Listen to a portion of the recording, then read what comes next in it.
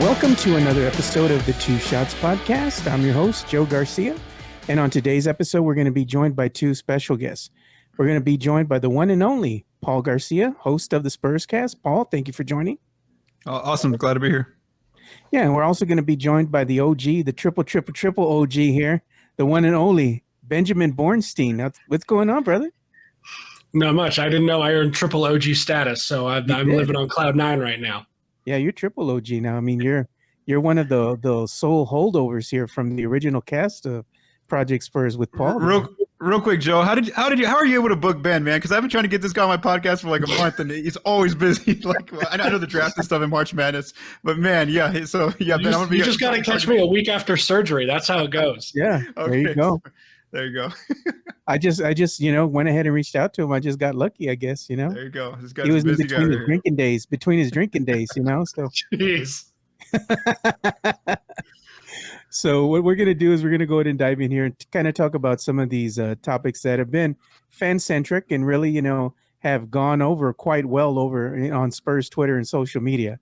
So one of those things is going to be the San Antonio Spurs have gotten approved yet once again to go ahead and play 3 games away from the AT&T Center. So you can look at it two ways, that they're looking to go ahead and actually enforce their brand or looking to go ahead and expand the brand, let's say, in other markets, such as Austin and also, of course, beyond Texas in Mexico. So the Spurs have always played a game in Mexico. That's not anything new, but the games over in Austin, that's a new thing. And let's be honest, you still have a big fan base over in Austin that love, the fans there love the San Antonio Spurs. So it just kind of makes sense from a financial standpoint, from a business perspective. A lot of the fans have been clamoring and saying the Spurs are going to move to Austin. They're scared that they're playing 2 games out of the 82-game regular season in Austin over at the Moody Center. I'm not scared about that. I think it's a good thing. It's like as the Spurs said, they're just looking to expand the brand and kind of, go into that and get that Austin niche. So I think it's smart marketing. And I guess the city council agreed with that as well, because they find that, hey, you know what? The people from Austin are going to come to San Antonio maybe to watch some other games and spend some money here and help, the local economy. So I think it's a win-win for both sides. But we'll go ahead and get your thoughts on this. We'll start with you, Ben. Do you think it's one of these things that the Spurs fans need to go ahead and be wary about and be scared about, that the team is going to up and move to Austin? No, it's like you said, it's a branding opportunity. I think a lot of it is also they've kind of, and I think you and I talked a little bit about this before the show started, but San Antonio and the Spurs have kind of reached maximum capacity in San Antonio. There's the fans are great. The fans care. That's obvious to anybody who sees that. But at some point you have to bring in other fans or fans from other parts of Texas. Granted, it's hard to do that with a team in Dallas and a team in Houston. So you have to go to, maybe some of those cities you would consider smaller cities. Austin is not that small. I mean, as the University of Texas, so it has that population as well as, non-students who actually live there. And, expanding down to Mexico is not the worst thing in the world. I'm sure there are quite a few Spurs fans in Mexico. Those fans probably identify better with the Spurs than they do the Mavericks or the Rockets. So it would not be a surprise if it's just, Spurs Sports Entertainment trying to branch out, trying to see if they can attract more people to come to games. If you get all of that kind of activation, if you have more fans, just pure volume of fans, you have people buying merchandise, you have people going to games, you have people buying more stuff at games, whatever it is, inevitably you have more money and you can do something with it. And I think that's the hope is, and you and I talked about this, and maybe this is a topic for another time, but potentially demolishing the AT&T Center, building a newer and better stadium that has amenities around it, or restaurants, shops, that kind of stuff. I think that has to be the ultimate goal here. Yeah, it's just, unfortunately, the AT&T Center was built in not a great location. Hopefully they can go ahead and build a better stadium in a better location. And, to me, the most sense is going to be in between San Antonio and Austin. Let's go ahead and place that maybe in that 35 corridor going towards Austin or whatnot.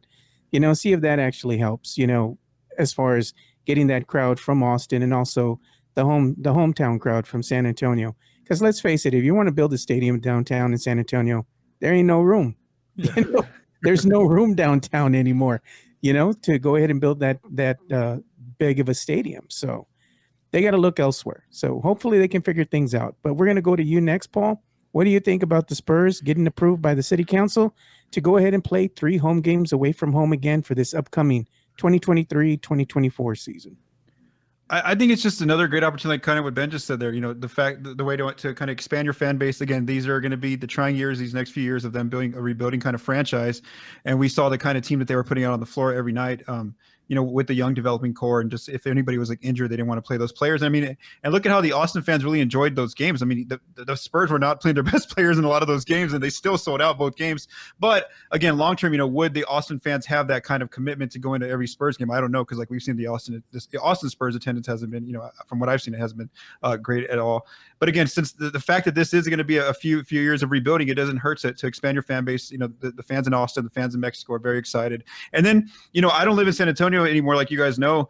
And just now that I watch the games on TV, now that I'm not going to the arena to cover games anymore, I do see there's a lot of empty seats a lot of nights. And you expect it, with a rebuilding kind of franchise, young players, no type of all-stars or all NBA level players. So yeah, right now is a great opportunity to continue to expand your fan base. And I agree with what Ben said. And then just giving that security to the Spurs fans is the fact that they are building that new facility, that new practice facility for them. If they weren't doing that for the players and the team and the franchise, then I would be a little bit more concerned. But again, they're investing in San Antonio right now at this moment.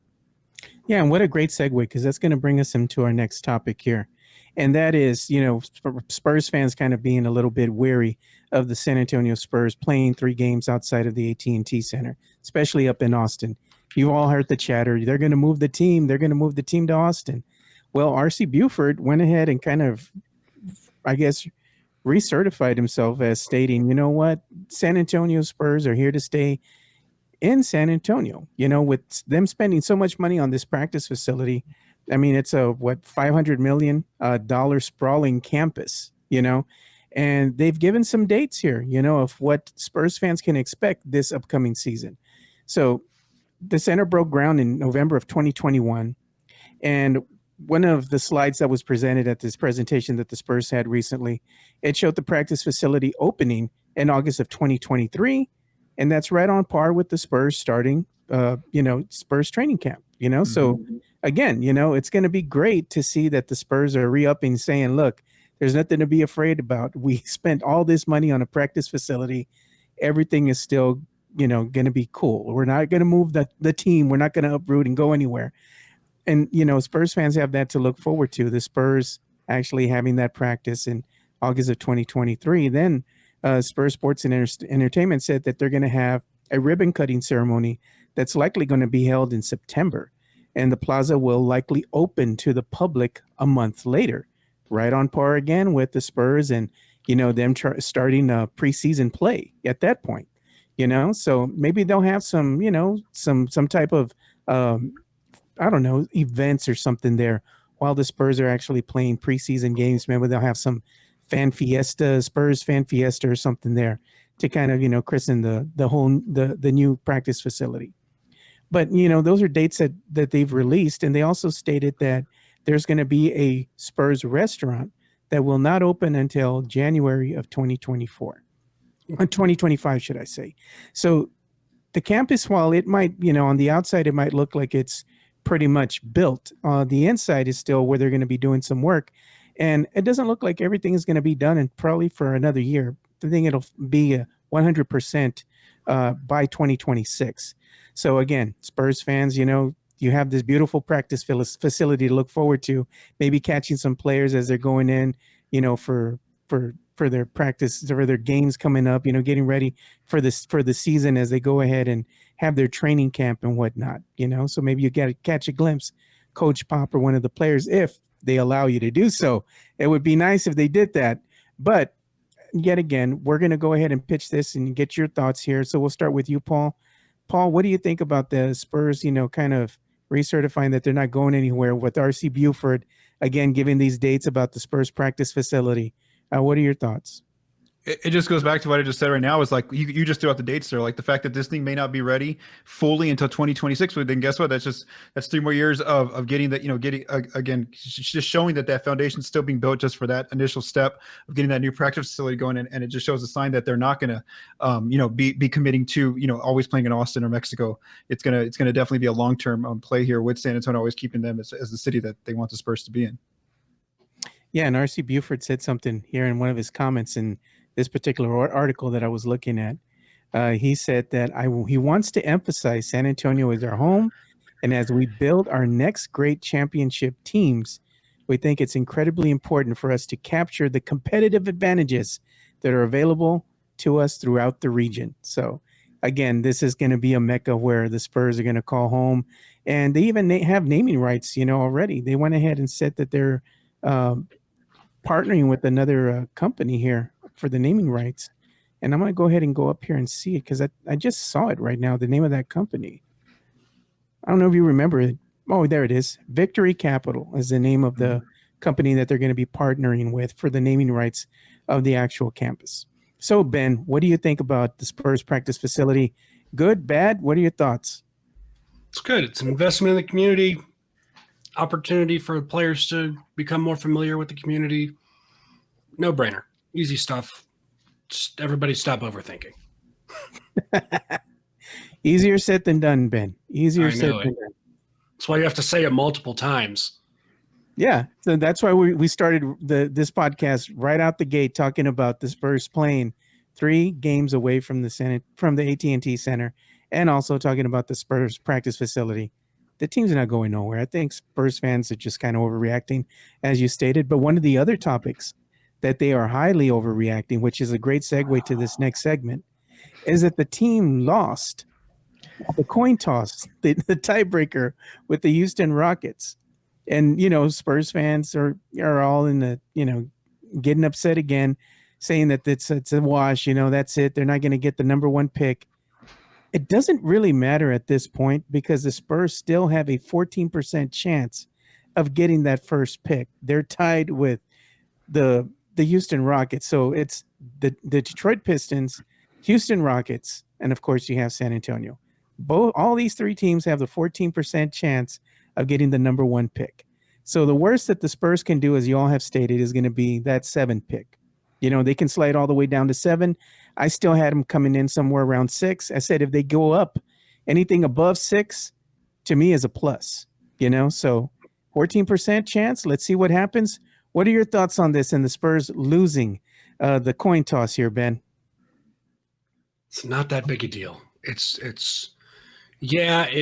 means they could drop to 7, fine. But if they were, the difference between dropping to 6 and 7 is negligible at worst. You're going to get this. You're going to have probably the same option at 6 that you would have had at 7. So everybody can stop focusing on, you can drop to 7. We don't know what's going to happen until next month anyway. How about you say the sky is falling after the lottery happens and if the Spurs actually land with the 7th pick? Again, 14% chance to land the top 3, to land the first pick. It's not any worse odds than the other 2 terrible teams in this league. Yeah, stop freaking out. It's like Paul is the numbers guy. He'll explain it better than I will. But people need to stop freaking out. It's not that big of a deal. And again, if the Spurs, and by the way, if the Spurs were going to fall to 6 anyway, and if they fall to 7 in this case, the best thing they could do would be trade out of the pick anyway. So it doesn't really matter which one you get because the Spurs probably should be trading out of it.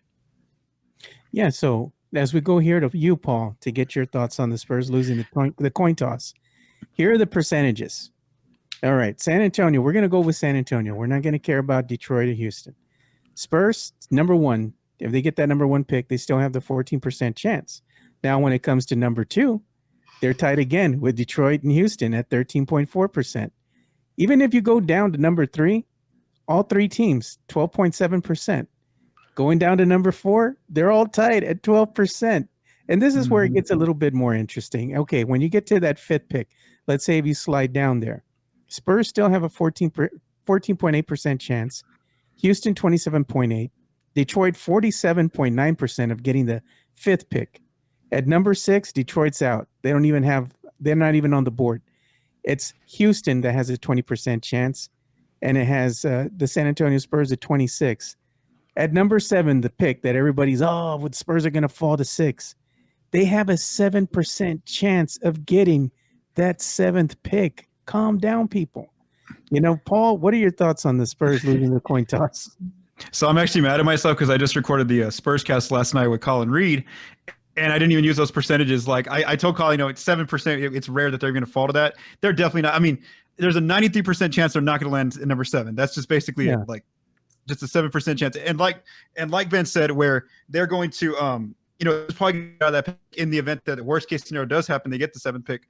I think that's, like Ben said, I just think that they end up trading the pick. So yeah, I think anywhere between 1 and 4, that's the safest route. That's their highest percentages. Like you said, Joe, that's going to be where they're going to land most likely. I don't see them going 5, 6, or 7. And again, if they do, well, then like Ben said, you end up probably just trading the pick, and then that actually preserves you more cap space. Yeah, to me, the coin toss is more fanfare than anything. It's just for show. It doesn't really mean anything. It's kind of meaningless at this point. It's just positioning. Again, the teams aren't really losing much. You still have the same percentage of getting that number 1 pick, which is at 14%. Doesn't matter. But I know Ben, I might have a little bit of a different take, because with him, this season is for naught if he does not get one Victor Wembanyama. It's Victor Wembanyama is all I want on this team. That's it. They can completely screw up the other picks they have in this draft, but if they get Wembanyama, it is all worth it, period. I actually kind of want the Spurs to go to number 2 because I really like Scoot Henderson. Scoot Henderson is great too. I mean, if they get stuck with number 2, great consolation prize. Can't screw up that pick either. Yeah, but I mean, let's be honest. I do wish that they get the number 1 pick. All I'm saying is I wouldn't be mad at that if they fall to number 2. Even if they slid off to number 3. I mean, there's still some good picks there, 1, 2, and 3. But as you start gradually moving down in the draft, this draft isn't very deep, Ben. So even if you were to slide all the way down to 6 or 7, what do you think the Spurs' chances are of actually, them trading the pick if they had a number? Let's say they fall to number 5 and instead of 7. Let's define deep first of all, because there's going to be guys you find outside of the lottery in this draft who you will be able to plug and play immediately, and they will be good role players. So when we're talking about the top of the draft being deep, we're talking about 3 or 4 tiers of players, right? Yeah. Victor Wembanyama is his own tier. Scoot Henderson is his own tier. And then you have a 3rd tier of players that's probably 5 to 7 or 5 to 8 guys. And then, you're talking about negligible tiers among guys outside of that. It's for later. But to answer your question, difference between 5 and 7 is potentially getting a guy like Jarris Walker, who is probably available at 5. Very much may not be available at 7. If you're the Spurs and you get the 5th pick and Jarris Walker is available to you, you use the pick on Walker. It's another 6'9" guy that you probably have to figure out, but he's worth it. The defense is phenomenal. He can play probably 3 or 4 positions on defense. He is an excellent rebounder. The offense was starting to show itself a little more at Houston. He's basically good when he doesn't have to create for himself, which with this team, I would imagine he doesn't have to do very often, hopefully. So if you're the Spurs, I would say they probably keep that pick, but if they fall outside of the top 5, they're trading. And there's a decent amount of teams who would probably be willing to trade up to get that pick. No doubt. And I would say if they get the 3rd pick, actually, as a matter of fact, very specific, if they get the 3rd pick, Wembanyama, Scoot Henderson off the board, they're trying to decide, is Amen Thompson worth the risk? Is Brandon Miller a guy that we like off the court? He's obviously a very good player on the court. Do we trust everything that happened off the court. If not, the Orlando Magic are sitting right there with their pick and the Chicago Bulls pick, both of which are probably going to be top 10. So at the very worst, you say, Orlando, we know you're desperate. You want to come and try and get Brandon Miller at 3. You give us your 5th and 10th, whatever 2 picks they are. You give us those 2 picks this year. We'll send a guy your way for cap, for salary reasons or whatever. Send us a future. Yeah. Done. Don't even hesitate. Do it. You're going to end up with like 2 picks within the 5 to 10 range, and you can figure out guys from there. There's going to be plenty of talent, and some of the choices will have already been made for you. Yeah. I mean, if you're the Spurs, you have an opportunity to now draft Grady Dick, who is a professional shooter, right? 6'8", small forward, won't kill you on defense. He's serviceable, but he is the exact kind of shooter this team has needed for about 2 or 3 years. Yeah. So that's a guy who can immediately make an impact for you. You still have guys between 5 and 10 who are going to help this team and who are going to, impact them immediately. They're not going to have a Wembanyama kind of impact, but they are still going to be able to help you win games and make it very clear that you're on the right track for the next 2 or 3 years. Yeah, you brought up something very interesting there, and I'm going to get to you, Paul, right now too. But I think what the Spurs really need is they need to surround themselves with some shooters. They need guys who can shoot the ball from beyond the arc. They need perimeter shooters. The Spurs have not been very good this past season from shooting the ball, especially from beyond the arc. They're just getting slaughtered out there, and they don't have any guys that can really hit the broadside of a barn from beyond the 3.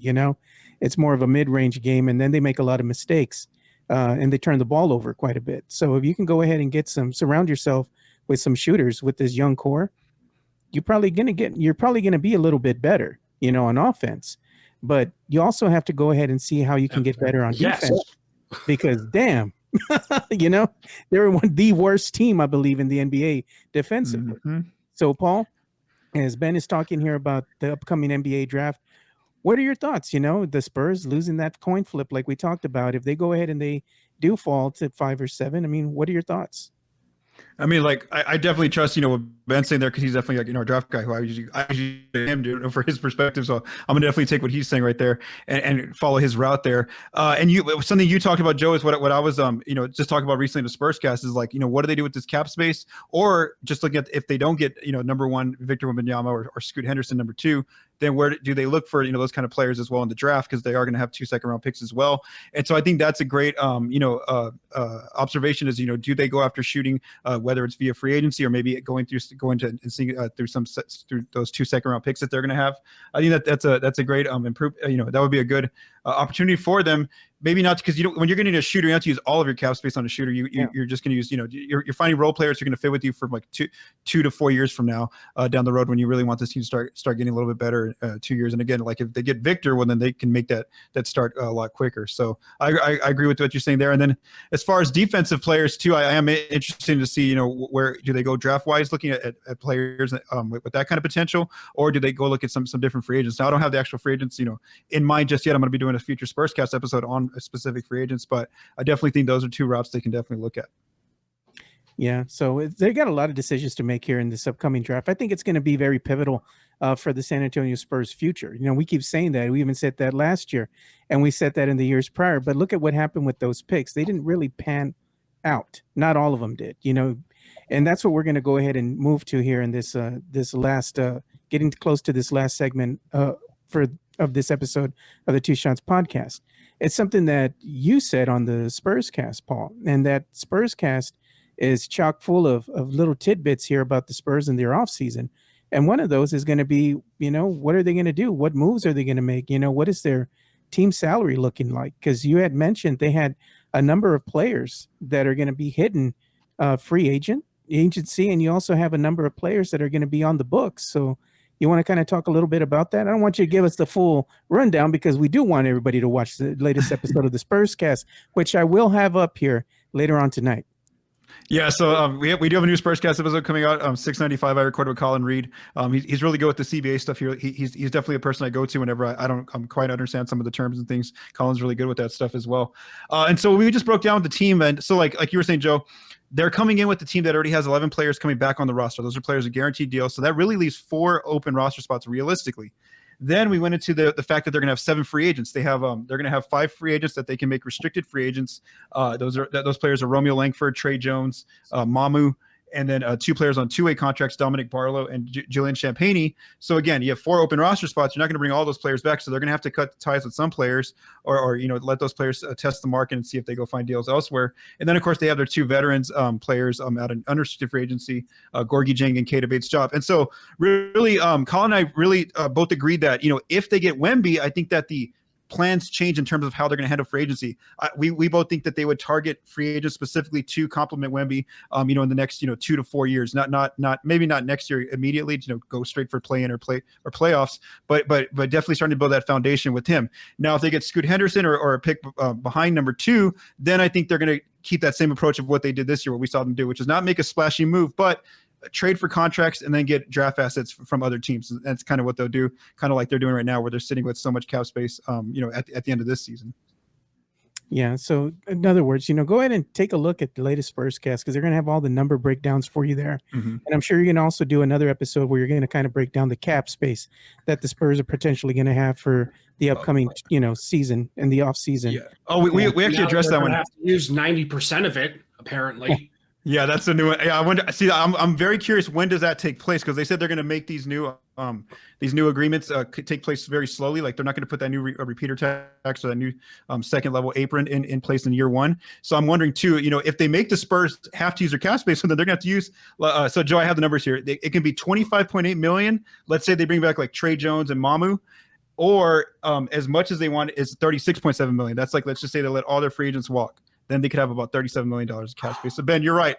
If that new agreement comes into place where they have to spend the cap space in year 1 of that new agreement, then yeah, you're right. I mean, they might have to be forced to spend $37 million or $26 million. So that's a good question, Joe, there too. We're gonna need a whole podcast on that, because I'm just not understanding how you're gonna force teams to sign guys. You're gonna get inflated numbers. You're gonna get a lot of dudes who just want 1 or 2 year contracts now. I don't know. It's crazy to me. Yeah, I don't understand how that could be good for the league, because then you're going to have teams overpaying for mediocre players. And how's that going to help as far as the product that's out there on the court and come playoff time, play in, I mean, what's going to happen then? Because the teams aren't going to be able to afford the best players to really put together these rosters, So I don't know. It's a hot mess, man. Hopefully they can figure some things out here.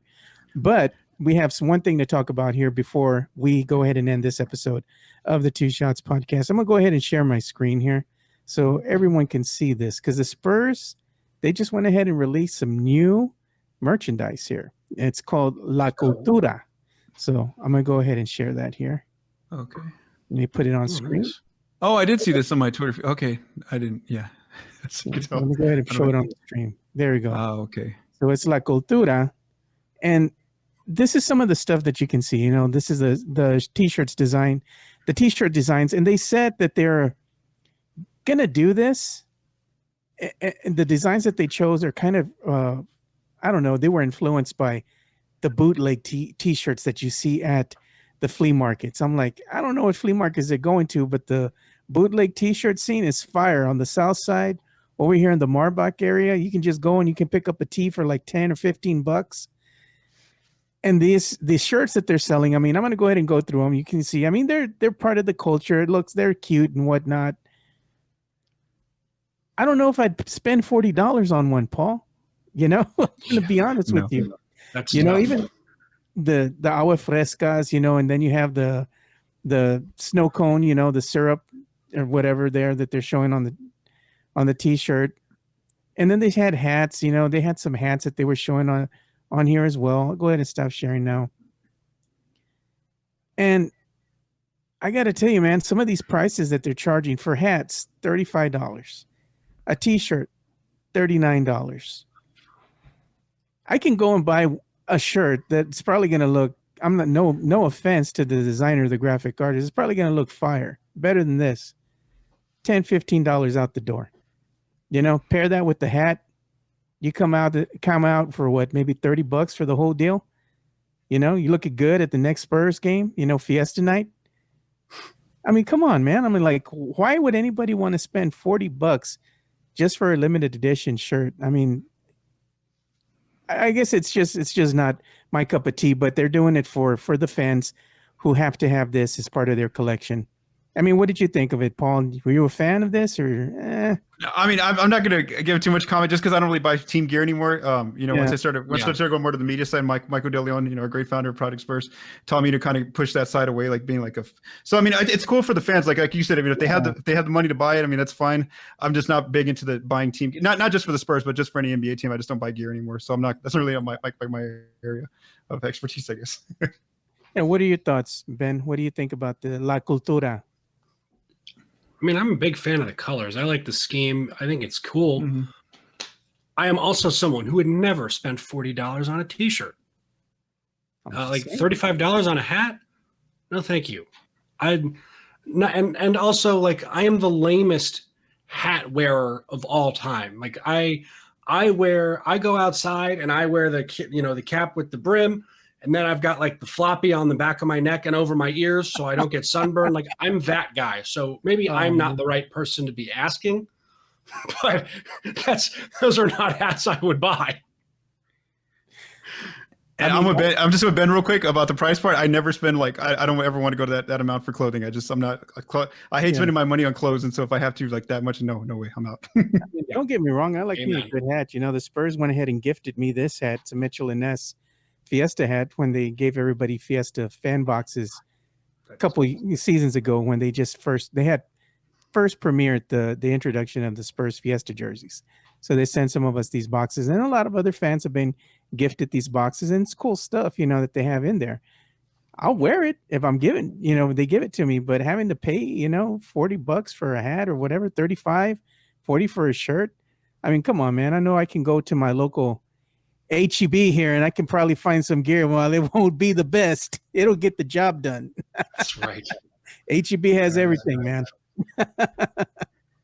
So that's all I got to say about that, man. I mean, you can go to the AT&T Center, and you go to the fan shop and whatnot, and it's cool stuff that they have. It's just, man, the prices, are just some of those things that you just got to live with, got to splurge once in a while. I get that, man, but I'm just saying, I can get me a bootleg tee that's going to be just as fire, So we'll go ahead and end the show on that note.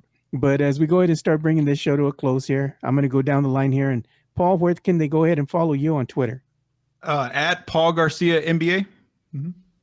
And also you can go ahead and make sure to follow him for all the great content that he releases there, including a lot of the numbers, when it comes to the salary cap, off-season moves. Paul's your guy, so make sure you go ahead and follow him. And make sure you go and you listen to the latest episode of the Spurscast, which is going to be dropping as we record tonight, which is going to be Thursday, April the 20th. It is dropping tonight. So, Ben, where can they go ahead and follow you on Twitter? Follow me at _Bornstein. Of course, doing a lot of writing for Project Spurs. Just had Prospect Watch drop in Trace Jackson Davis, former IU guy. If you like undersized bigs, Trace Jackson Davis is your dude. There you go. So make sure you follow Ben, because Ben is the prospect aficionado. Anything you need to know about the upcoming NBA draft, picks, names, you need some names, hey, give me some guys I got to keep a lookout on. Come draft day, Ben's your dude. Make sure you go ahead and hit him up in his DMs, slide into the DMs. Don't send pictures. Just ask questions. He's not the type of dude. We don't send pictures. Do not send pictures. Oh man, I had to do that, man. I had to do that to you. So as we bring this show to an end, make sure you go ahead and follow me. I get a picture. I'm blaming you, Joe. Depends on what kind, Ben. Depends on what kind. You sicko. So you can follow me at Two Shots Podcast on Twitter, Facebook, everywhere. Just check it out. But for Benjamin Bornstein and for Paul Garcia, thank you guys for watching and listening to another episode of the Two Shots Podcast. And like we always say, spread the love, stop the hate, be kind. We're out. Peace.